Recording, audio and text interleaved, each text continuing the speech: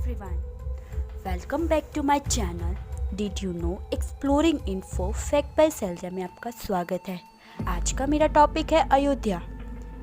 वैसे तो आप सभी जानते हैं कि अयोध्या एक बार फिर चर्चे के केंद्र में आ गई है। तो क्या हो सकता है अयोध्या के रिलेटेड फैक्ट, तो जानते हैं अयोध्या के कुछ अहम फैक्ट। जानने के लिए वीडियो को एंड तक देखें।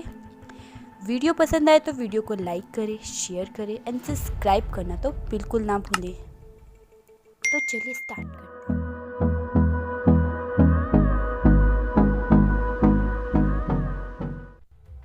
सप्तपुरियों में से एक अयोध्या। भारत की प्राचीन नगरियों में से एक अयोध्या को हिंदू पौराणिक इतिहास में पवित्र सप्तपुरियों में अयोध्या, मथुरा, माया, काशी, कांची, अवंतिका और द्वारका में शामिल किया गया है।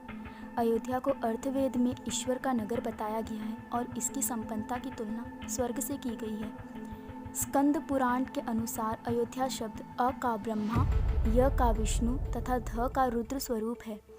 अयोध्या की गणना भारत की प्राचीन सप्तपुरियों में प्रथम स्थान पर की गई है। अयोध्या नगर की स्थापना हेतु स्थान चयन। वैसे तो हम सभी जानते हैं कि मनु शतरूपा मानव जीवी में सबसे पहले मानव अवतार में आए थे। पौराणिक कथाओं के अनुसार ब्रह्मा ने जब मनु के अपने लिए एक नगर के निर्माण की बात कही तो वे उन्हें विष्णु जी के पास ले गए। विष्णु जी ने उन्हें साकेत धाम में एक उपयुक्त स्थान बताया।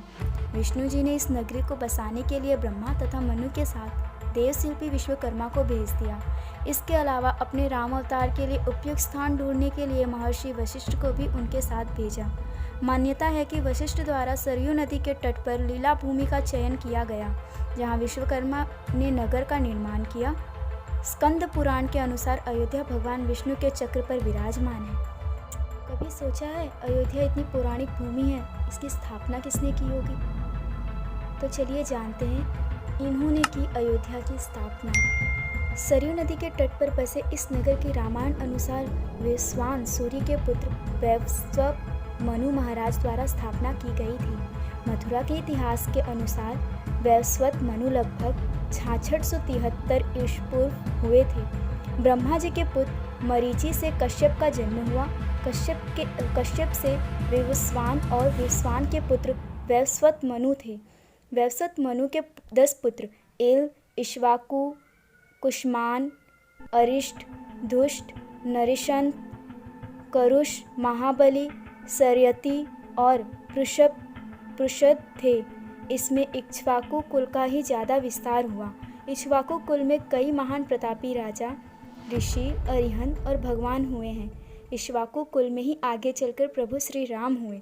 अयोध्या पर महाभारत काल तक इसी वंश के लोगों का शासन रहा। श्री राम की जन्मभूमि है अयोध्या। यह स्थान रामदूत हनुमान के आराध्य प्रभु श्री राम का जन्म स्थान है। श्री राम एक ऐतिहासिक महापुरुष थे और इसके पर्याप्त प्रमाण हैं। शोधा अनुसार पता चलता है कि भगवान राम का जन्म 5114 ईस्वी पूर्व हुआ था। चैत्र मास की नवमी को रामनवमी के रूप में मनाया जाता है। अगस्त 2003 में पुरातत्विक विभाग के सर्वे में कहा गया था कि जहां बाबरी मस्जिद बनी है वहां राम मंदिर होने के संकेत मिले हैं। भूमि के अंदर दबे खंभे और अन्य अवशेषों पर अंकित चिन्ह और मिली पटरी से मंदिर होने के सबूत मिले हैं। भारतीय पुरातत्व सर्वेक्षण द्वारा हर मिनट में वीडियोग्राफी और स्थिर चित्रण किया गया। इस खुदाई में कितने ही दीवारें, फर्श और बराबर दूरी पर स्थित 50 जगहों से खंभों के आधारों पर 2 कतरे पाए गए। जीपीआरएस रिपोर्ट और भारतीय सर्वेक्षण विभाग की रिपोर्ट और उच्च न्यायालय ने एक मत से माना कि जहां रामलला विराजमान है वहीं श्री राम की जन्मभूमि।